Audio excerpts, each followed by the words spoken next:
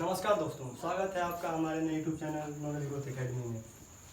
आज से हम स्टार्ट करने जा रहे हैं वीडियोस की एक नई श्रृंखला, जिसका फ़ायदा नहीं आपको अपने होम एग्जाम, बोर्ड एग्जाम में, बल्कि अदर कॉम्पिटेटिव एग्जाम जैसे NDA, CDS, Indian air force, Indian coast guard, Indian navy जैसे परीक्षाओं में देखने के लिए मिलेगा।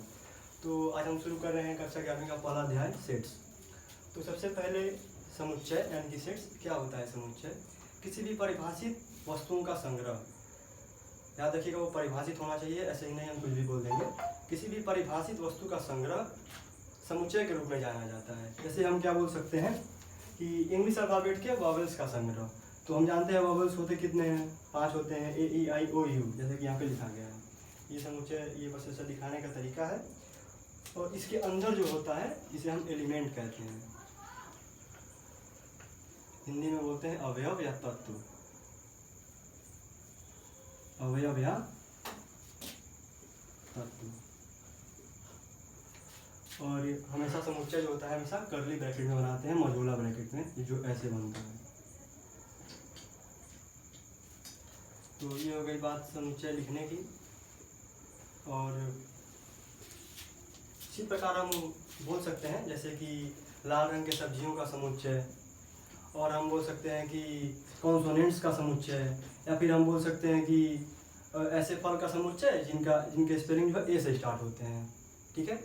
और हम बोल सकते हैं कि सप्ताह के दिनों के नाम का समुच्चय, इस प्रकार से समुच्चय हो सकते हैं। तो सबसे इसके बाद आता है समुच्चय को मतलब उसका संकेतन, उसके डिनोट करने के उसके कुछ संकेतन होते हैं। उससे पहला संकेत होता है, ये होता है बिलोंग्स टू। इसको पढ़ते हैं हम बिलोंग्स टू।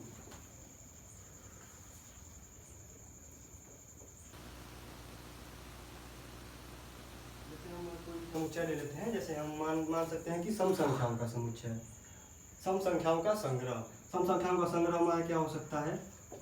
सम संख्या होती क्या है, जिन संख्या के अंत में 2 4 6 8 0 होता है, उन्हें सम संख्या कहते हैं।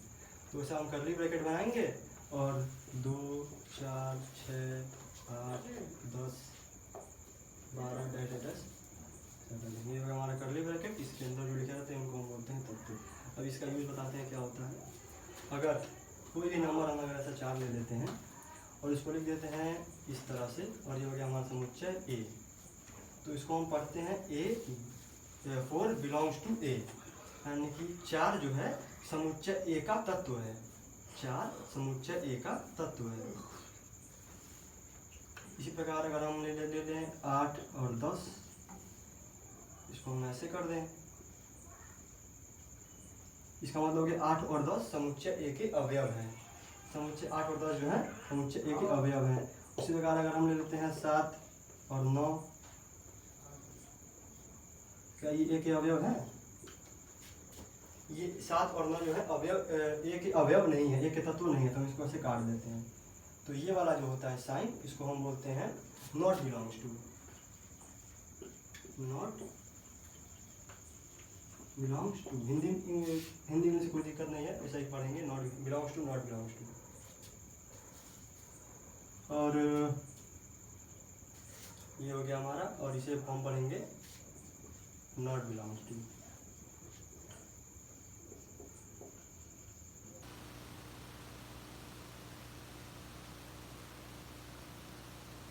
इसके बाद जब हम आगे प्रश्नावली के सवाल करेंगे तो हमारे जो समुच्चय है उनसे जो जुड़ी परिभाषाएं हैं और क्लियर होते जाएंगी। आगे बढ़ते बढ़ते समुच्चय को निरूपित करने की कुछ विधियां होती हैं कि जिस तरह लिखा हुआ है इस तरह विधि होती है, एक और विधि होती है, तो उनको हम पढ़ लेते हैं। समुच्चय को निरूपित करने की विधि।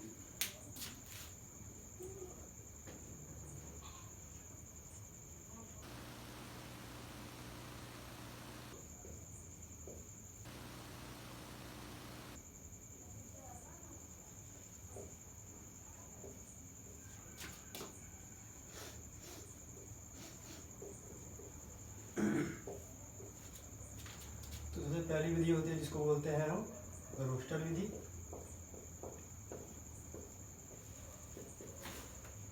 और दूसरी होती है समुच्चय निर्माण विधि।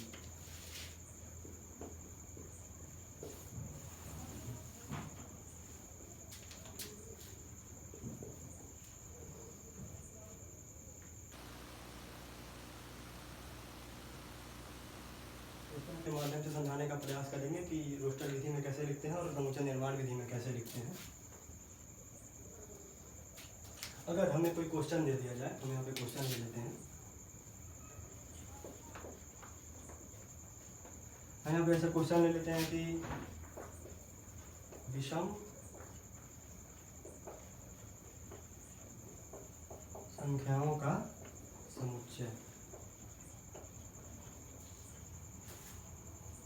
ये हमारा हो गया क्वेश्चन।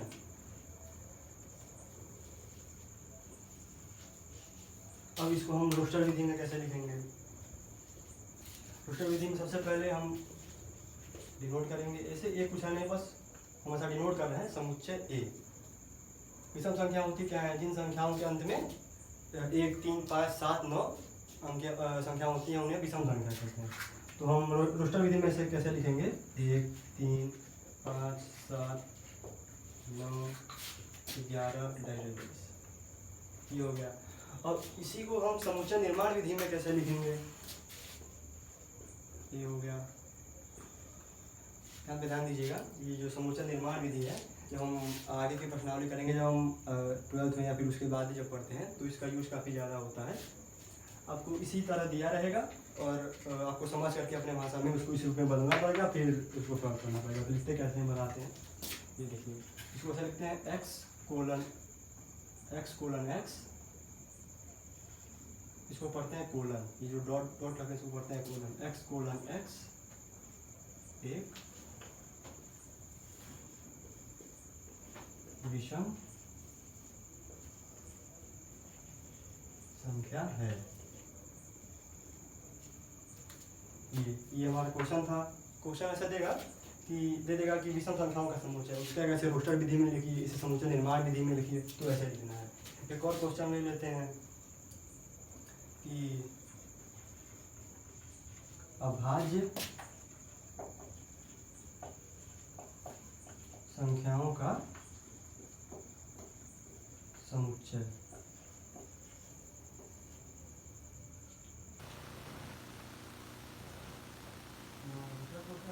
अब इसको हम रोस्टर विधि में कैसे लिखेंगे, इसको समुच्चय निर्माण विधि में कैसे लिखेंगे, देखते हैं।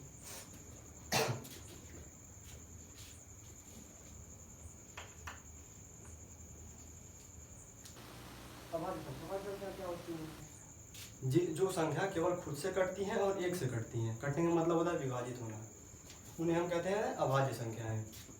अभाज्य संख्या क्या क्या होती हैं? 2 हो गई, ये केवल अपने से कटेगा और एक से कटेगा।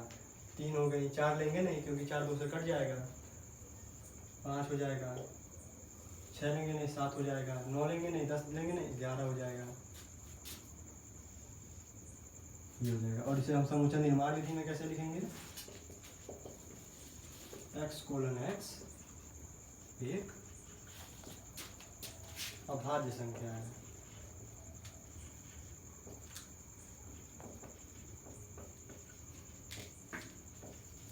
यहीं पर अगर हम कंडीशन लगा देते हैं, अभाज्य संख्याओं का समुच्चय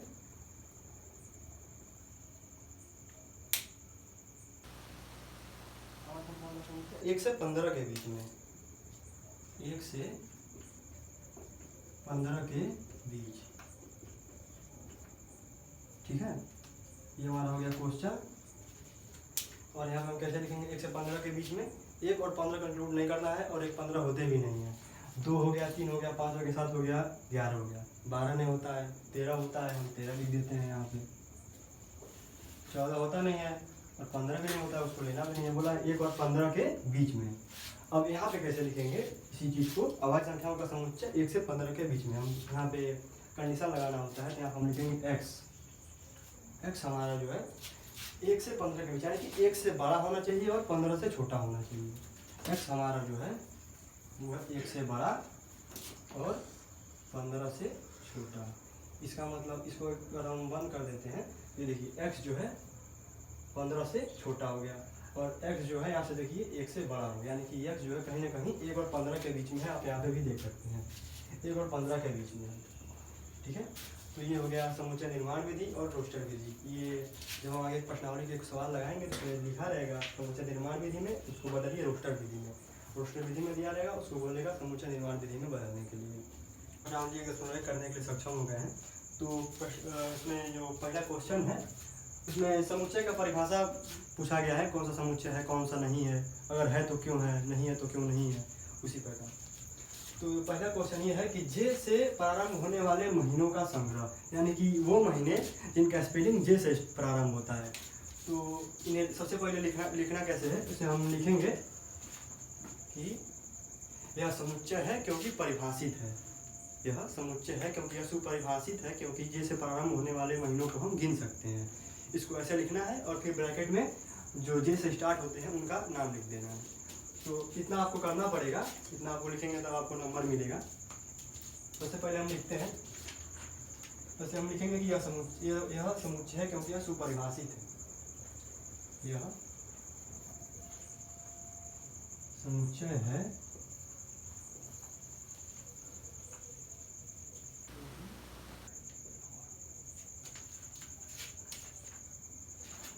यह सुपरिभाषित है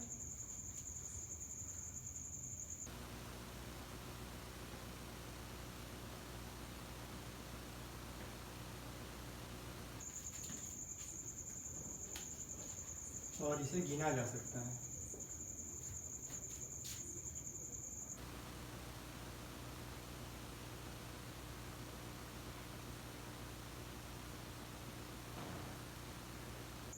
और इसके बाद हम क्या करेंगे, ऐसा कर्ली ब्रैकेट लगाएंगे और जिनका भी जो भी महीने जे से प्रारंभ होते हैं उनका नाम लिख देंगे। ये हो जाएगा हमारा जनवरी, फिर हो जाएगा हमारा जून और हो जाएगा जुलाई। क्वेश्चन आता है भारत के 10 प्रभावशाली लेखकों का संग्रह।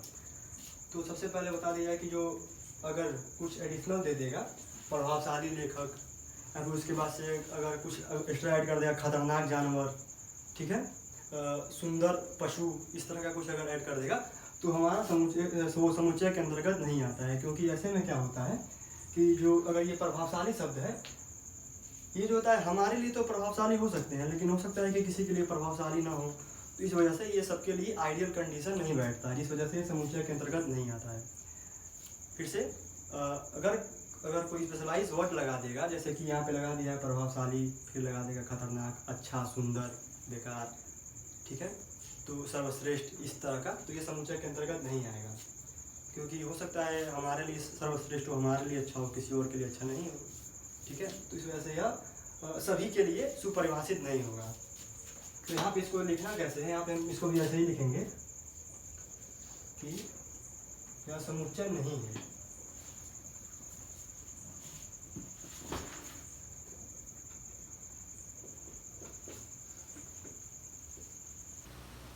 यह समुच्चय नहीं है क्योंकि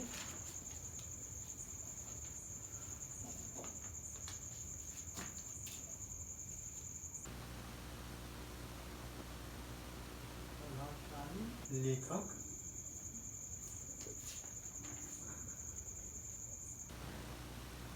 सभी के लिए समान नहीं होते हैं। प्रभावशाली लेखक सभी के लिए एक समान रूप से प्रभाव नहीं डाल पाते, ठीक है, सभी के लिए एक समान रूप से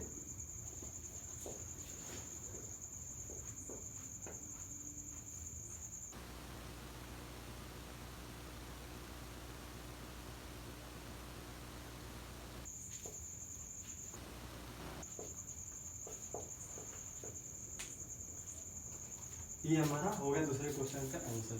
फिर आ जाएगा विश्व के सर्वश्रेष्ठ 11 बैट्समैन का संग्रह। यहाँ पे फिर क्या लगा दिया, स्पेशलाइज वर्ड लगा दिया गया है सर्वश्रेष्ठ। अब फिर से वही बात की, हो सकता है कि कोई विराट कोहली को सर्वश्रेष्ठ माने, कोई ना माने, ठीक है, तो इसी प्रकार ये समुच्चय के अंतर्गत नहीं आएगा क्योंकि ये सभी के लिए आइडियल कंडीशन नहीं बैठ रहा, जिस वजह से समुच्चय के अंतर्गत ये नहीं आएगा। इसमें कारण हम यही लिख देंगे समुच्चय नहीं है क्योंकि सर्वश्रेष्ठ बैट्समैन सभी के लिए सर्वश्रेष्ठ नहीं हो सकते हैं।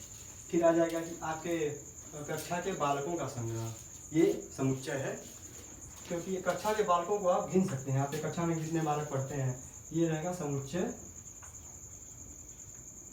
है।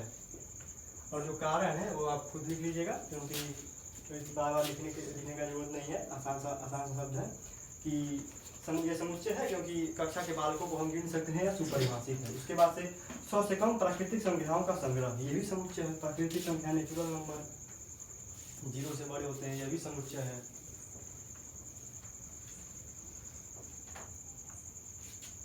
सौ से कम ये समुच्चय है, ठीक है। प्राकृतिक संख्या क्या होती हैं? जो 0 से बड़ी होती है वो प्राकृतिक संख्याएं होती हैं।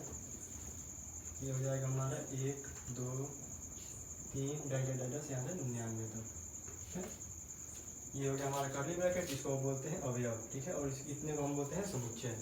उसके बाद आ जाते हैं प्रेमचंद्र द्वारा लिखित उपन्यासों का संग्रह, ये भी समुच्चय है क्योंकि उनके द्वारा जो लिखित उपन्यास है वो परिभाषित हैं, उनको हम गिन सकते हैं। गबन हो गया, गोदान हो गया, कर्मभूमि, रंगभूमि, ऐसे बहुत सारे हैं उनको हम गिन सकते हैं। ये भी हम लिख सकते हैं यहाँ पे समुच्चय है। आगे का कारण आप लिख लेंगे कि ये सुपरिभाषित है क्योंकि हम इसको गिन सकते हैं, और मन करेगा तो ऐसा ब्रैकेट करके 2-3 नाम लिख दीजिएगा। उसके बाद आ जाता है सभी समपूर्णांकों का संग्रह। समपूर्णांक, फिर वही बात आ गया कि सम संख्या क्या होती है, जिनसे क्या कहते हैं 2 4 6 8 0 होता है वो सम संख्या होती है, बात हो चुकी है इस पर। ये भी समुच्चय है।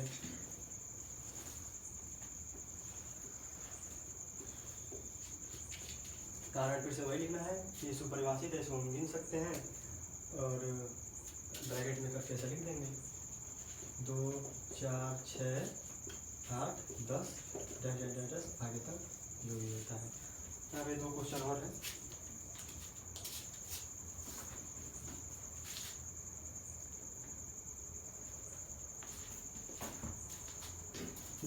है यहाँ पे कि इस अध्याय में आने वाले प्रश्नों का संग्रह। इस अध्याय में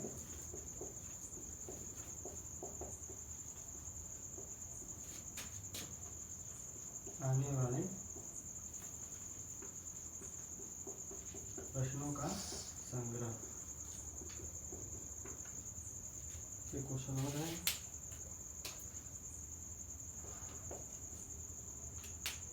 विश्व के खतरनाक जानवरों का संग्रह।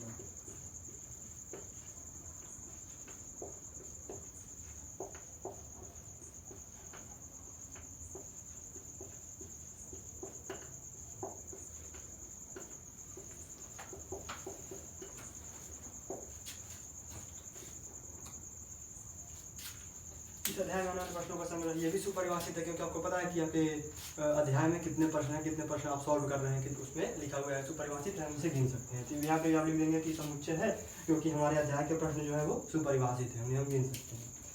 फिर यहाँ पे आ गया विश्व के खतरनाक जानवरों का संग्रह। फिर वही बात आ गई खतरनाक, इसमें स्पेशलाइज्ड वर्ड का प्रयोग कर दिया गया है। ये बात याद रखिएगा, जहाँ पे स्पेशलाइज्ड वर्ड आ जाएगा वहाँ पे समुच्चय नहीं होगा, क्योंकि फिर उससे वही बात आ जाएगी कि हो सकता है कि हमारे लिए खतरनाक हो, किसी और के लिए ना हो सकता है किसी और के लिए हो, हमारे लिए ना हो, जिस वजह से समुच्चय के परिभाषा पे सटीक नहीं बैठता है। इस वजह से समुच्चय नहीं है, ये समुच्चय नहीं है।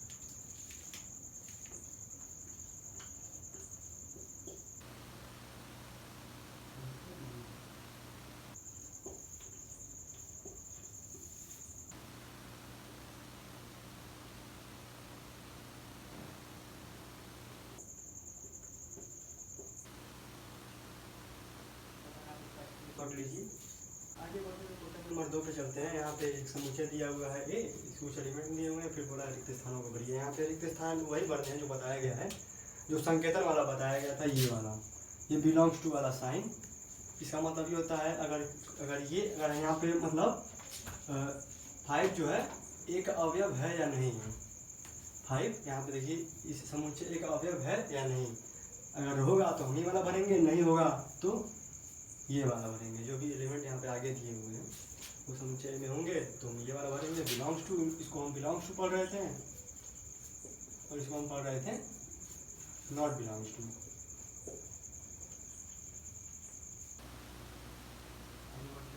और देखिए 5 जो है समुच्चय एक का अवयव है कि नहीं। यहाँ पे देखिए, यहाँ पे हम देखेंगे तो 5 समुच्चय का अवयव है, तो हम यहाँ पे ये वाला साइन भरेंगे।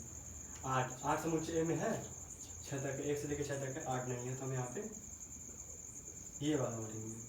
रेड, इसको रेड वाले से करते हैं, ज़्यादा समझ में आएगा।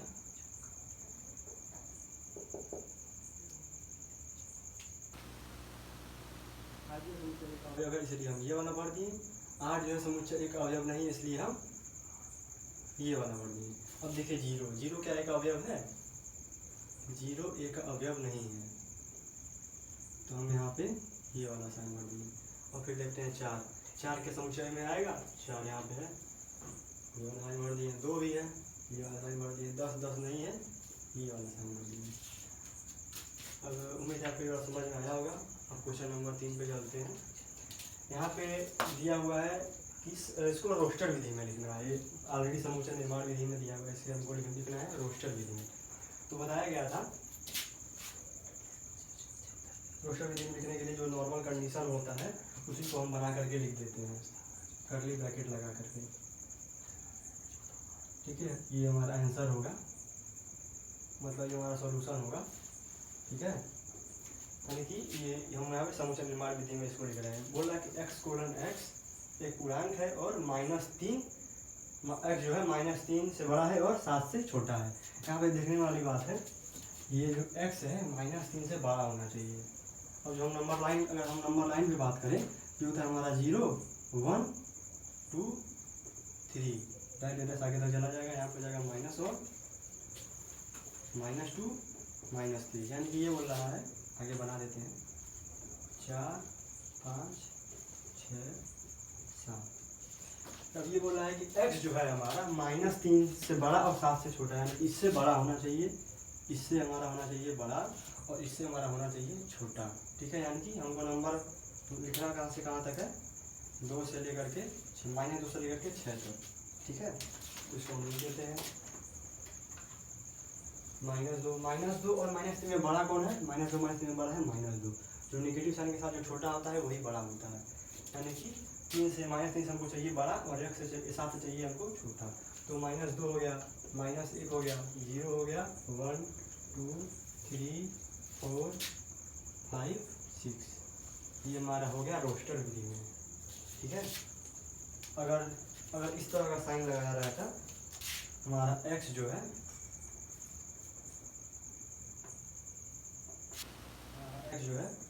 -3 से होना चाहिए बड़ा या बराबर, 7 से छोटा। इसको हम पढ़ते हैं x, अगर ये ना रहे इसको हम पढ़ते हैं x less than or equal to 3। इसका मतलब ये होता है कि x जो है, यहाँ पे हम 3 को इंक्लूड नहीं किए हैं, यहाँ पे माइनस लेते हैं, हम यहाँ पे -3 को इंक्लूड नहीं किए हैं, लेकिन जब ये बराबर वाला साइन लग जाएगा तो यहाँ पे हम -3 को इंक्लूड करेंगे। यहाँ पे हम -3 को लिखना पड़ता अगर यहाँ पे इस तरह का साइन दिया रहता, लेकिन यहाँ पे ऐसा कुछ दिया नहीं है तो हम नहीं लेंगे। ध्यान रखने वाली बात है ये वाला साइन। इसको हम पढ़ेंगे less than x less then -3, x greater then -3, और अगर ऐसा लग जाएगा तो हो जाएगा x greater than or equal to -3।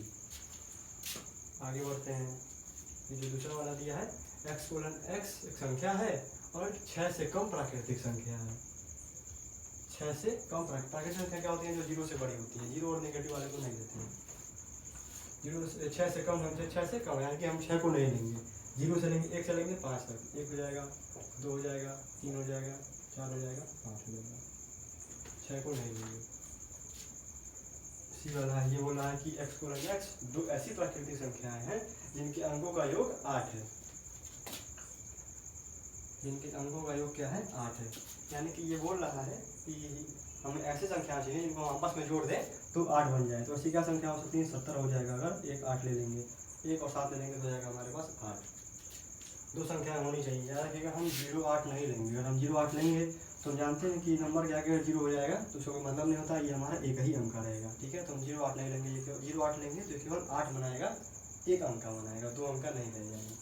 तो हम सबसे पहले ले लेते हैं 17 और हो जाएगा हमारे पास 26 और हो जाएगा हमारे पास 62 और हो जाएगा हमारे पास 35 53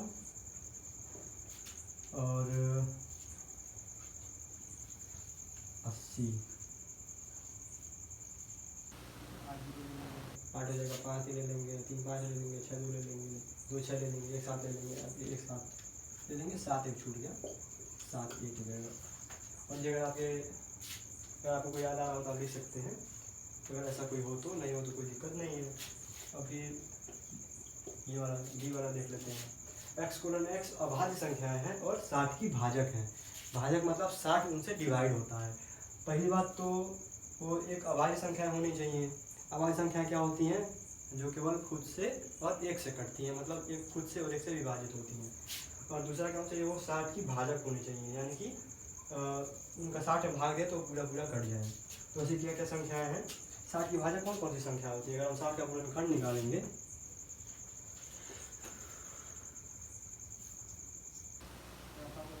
हो जाएगा हमारे पास 30, फिर हो जाएगा 15, फिर यहाँ से निकालेंगे 5, हो जाएगा हमारे पास 5, 5 या 15 2 3। अगर हम ऐसा ले लेते हैं हमारे पास हो जाएगा 2 और हो जाएगा 3 और हो जाएगा 5। और अगर कोई संख्या लेंगे, अगर 4 ले लेते हैं तो 4 तो भाज्य संख्या है, 6 लेते हैं 6 भी भाज्य संख्या है, 5 या 15 कुछ भी लेंगे हमें भाज्य संख्या मिलेगी। लेकिन हमको चाहिए 60 का भाजक और अभाज्य संख्या। तो हमें मिलेगा क्या क्या? 2 मिलेगा, 3 मिलेगा और 5 मिलेगा। ये हो जाएगा 2 3 5। इसके आगे यहाँ हम सॉल्व करेंगे प्रश्नावली 2.1 का आगे का सवाल। क्वेश्चन नंबर 3 तक हम देख चुके थे। आज स्टार्ट करते हैं क्वेश्चन नंबर 4 से। यहाँ पे समुच्चय दिया हुआ है, इसे समुच्चय निर्माण विधि में लिखना है। इसके पहले वाले क्वेश्चन में समुच्चय निर्माण विधि में दिया था, रोस्टर विधि में लिखना था। तो आइए हम देखते हैं। सबसे पहले समुच्चय निर्माण विधि ये दे दिया गया है समुच्चय के अंदर 3 6 9 12। तो यहाँ पे अगर हम ध्यान से देखें, सबसे पहले समुच्चय निर्माण विधि में देखने के लिए आपको पैटर्न समझना पड़ता है कि किस पैटर्न पे किस प्रारूप में लिखा गया है। सबसे पहले हम यहाँ पे क्या लिखेंगे? x:x, ये हमेशा लिखना रहता है जब भी हम समुच्चय निर्माण विधि में लिखते हैं। अगर हम ध्यान से देखेंगे तो ये है 3 3 दूना 6 3 3 3 चौके 12। ये क्या है? x:x जो है वो क्या है? 3 का पहाड़ा है, यानी कि 3 का गुणक है।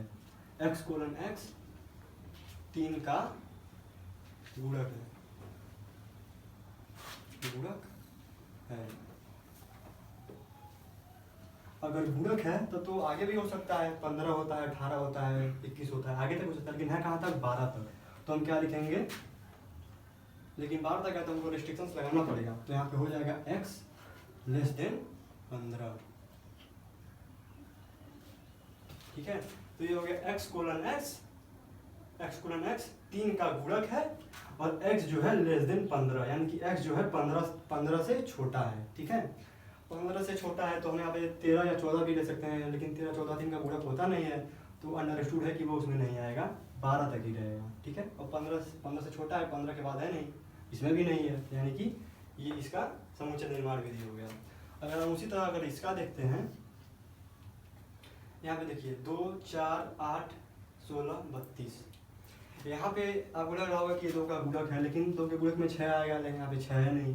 12 आएगा, 12 है नहीं। तो यहाँ पे अगर हम ध्यान से देखें, यहाँ पे देखिए ये है 2 2 का पावर 1 2 का पावर 2 2 का पावर 3 2 का पावर 4 2 का पावर 5।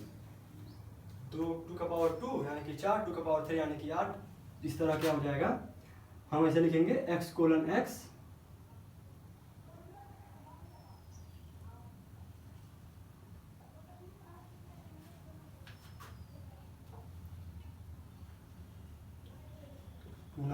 पूर्णांक संख्या है,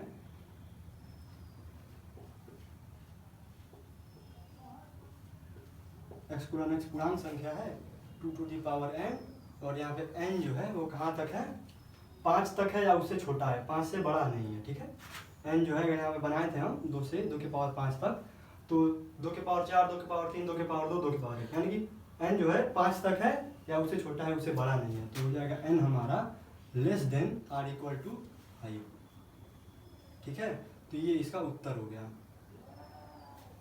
ये था, ये हमारा रोस्टर विधि में इसे हम लिखते हैं समुच्चय निर्माण विधि में। पूर्णांक एक पूर्णांक संख्या है 2 टू दी पावर n, और n जो है less than or equal to 5। इसका मतलब होता है आर इक्वल टू, इसको पढ़ते हैं n less than or equal to 5, यानी कि n जो है वो 5 से छोटा है या बराबर है। यहाँ पे भी वही कंडीशन है, यहाँ पे है 5 के पावर 1 5 के पावर 2 5 के पावर 3 5 के पावर 4। यहाँ पे भी ठीक ऐसे ही लिखेंगे जैसे ऊपर वाला लिखा गया है।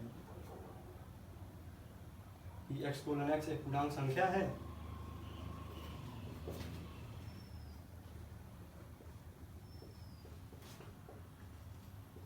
एक पूर्णांक संख्या है, और क्या है 5 टू दी पावर n, और n है कहाँ तक, n कहाँ तक है, 5 के पावर 1, 5 के पावर 2, 5 के पावर 3, 5 के पावर 4। n जो है हमारा 4 तक है या उससे छोटा है, n less than or equal to 4। ठीक है, ये हमारा इसका उत्तर हो गया। इसी तरह हम ये देखते हैं, ये क्या है 2 4 6 डैश डैश, इसका मतलब क्या हुआ 2 4 6, यानी कि ये सम संख्या को प्रदर्शित कर रहा है। यानी कि सम संख्या क्या होती है, जिस संख्या के अंत में 2 4 6 8 0 होता है वो सम संख्या होती है। यहाँ पे क्या है 2 है 4 है 6 है, डैश डैश लगा, इसका मतलब 8 होगा 10 होगा 12 होगा 14 होगा 16 होगा। ठीक है, तो यहाँ पे हम क्या लिखेंगे x कोलन x सम पूर्णांक संख्या है।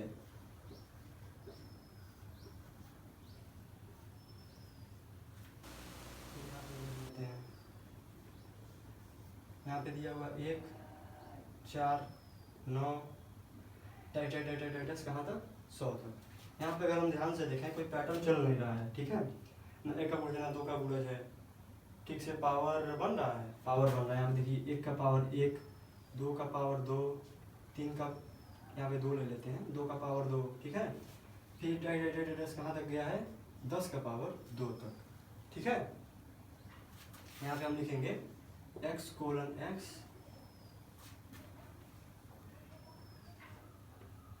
पूर्णांक संख्याएं हैं, पूर्णांक संख्या है, और क्या है 2 to the power n to the power कहाँ तक है 10 तक है। ये n हमारा क्या है 2 है। यहाँ पे देखिए सबका पावर 2 हो रहा है, 1 का पावर 2, 2 का पावर 2, 3 का पावर 2, तो हमारा n का पावर कहाँ तक है 2 तक। और n है कहाँ तक, n देखिए n गया है 1 2 3 डैश डैश कहाँ तक 10 तक। ठीक है, तो हमारा n हो जाएगा less than or equal to 10। ये हो गया हमारा इसका उत्तर। ठीक है, इसी तरह हम जो समुच्चय निर्माण विधि होता है, ये काफ़ी इंपॉर्टेंट होता है आपके फर्दर स्टडीज़ के लिए। जब आप एनडीए या फिर एयरफोर्स का एग्जाम देंगे तो वहाँ पे जो सेट्स के क्वेश्चन होते हैं वो इसी फॉर्म में दिए रहेंगे, आपको अपने भाषा में समझ के लिखना होगा उसे। ठीक है, तो हम आते हैं, ये क्वेश्चन नंबर 4 का पूरा सॉल्यूशन हो गया। क्वेश्चन नंबर 5 की तरफ बढ़ते हैं। ये दिया हुआ है कि निम्नलिखित समुच्चय के अवयवों को सूचीबद्ध कीजिए। ये एक कंडीशन दे दिया गया और उसको बोल रहा है कि हमको इसे सूचीबद्ध करना है, यानी कि एक समुच्चय के रूप में लिखना है। तो मुझे इसको हमको एक आसान भाषा में लिखना है, कर्ली ब्रैकेट बना के उसके अवयवों को लिखना है। ये क्या बोल रहा है कि x कोलन x एक विषम प्राकृतिक संख्या है। विषम प्राकृतिक संख्या क्या होती है, विषम संख्या जिन संख्या के अंत में 1 3 5 7 9 ये होता है उन्हें विषम संख्याएं कहते हैं। तो हम यहाँ पे लिख देंगे 1 हो गया, 3 हो गया, 5 हो गया, 7 हो गया, 9 हो गया, dash dash dash dash dash आगे तक। ठीक है, 5वें का दूसरा क्वेश्चन ये बोल रहा है कि x कोलन x एक पूर्णांक है और जो x है वो -1/2 से बड़ा और 9/2 से छोटा होना चाहिए। यानी कि जो x है -1/2 और 9/2 के बीच में होना चाहिए। जो 1/2 है माइनस का 1/2 ये हो जाएगा हमारा 0.5।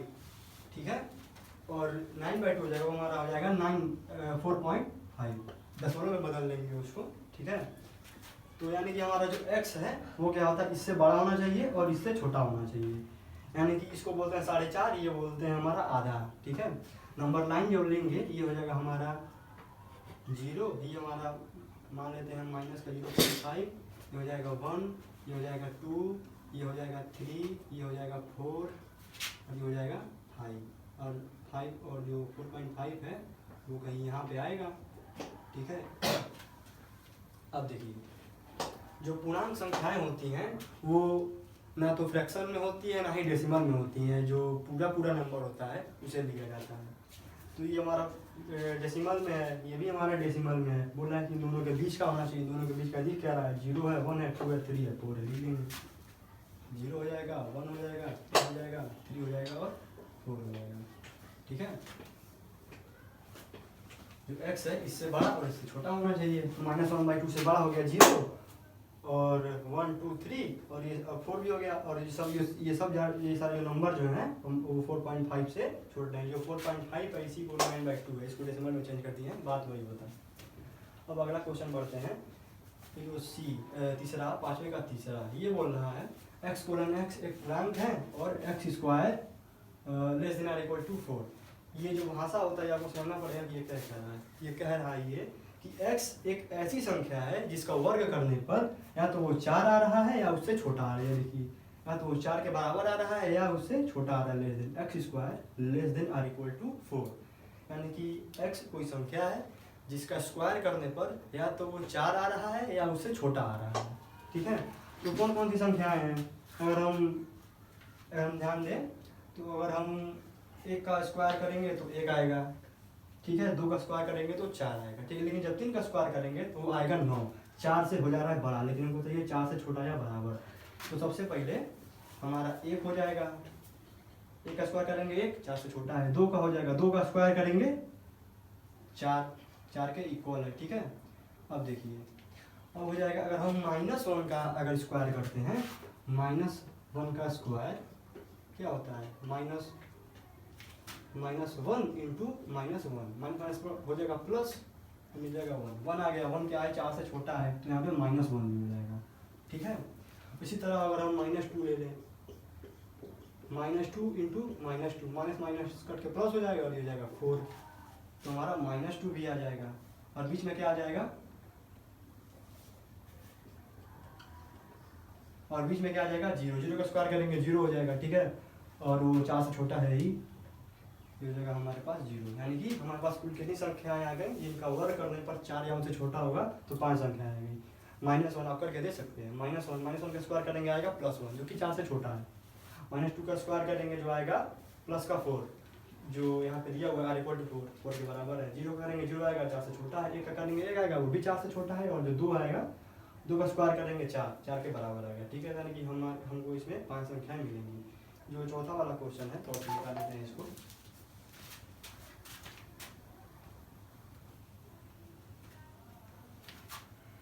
ये बोल रहा है x:x LOYL शब्द का एक अक्षर है, ठीक है। तो इसको बनाना कैसे है? बोल रहा है कि शब्द का एक अक्षर है, ठीक है। ठीक है, इसका एक अक्षर लिख देना है। L लिख देना है, और फिर O लिख देना है, Y लिख देना है, A लिख देना है। L फिर दोबारा लिखेंगे नहीं, L 2 बार है ना, एक ही बार लिखा जाता है। ये हो गया LOY, ये हो गया इसका आंसर। इसमें 2 क्वेश्चन और है जिसको आप खुद से कर सकते हैं। अगर करने में कोई परेशानी होगी तब कमेंट बॉक्स में कमेंट कर सकते हैं, इसका उत्तर देने का प्रयास हम करेंगे। तो अब हम चलते हैं, तब तक आप इसका स्क्रीनशॉट लीजिए, हम आगे का क्वेश्चन बताते हैं।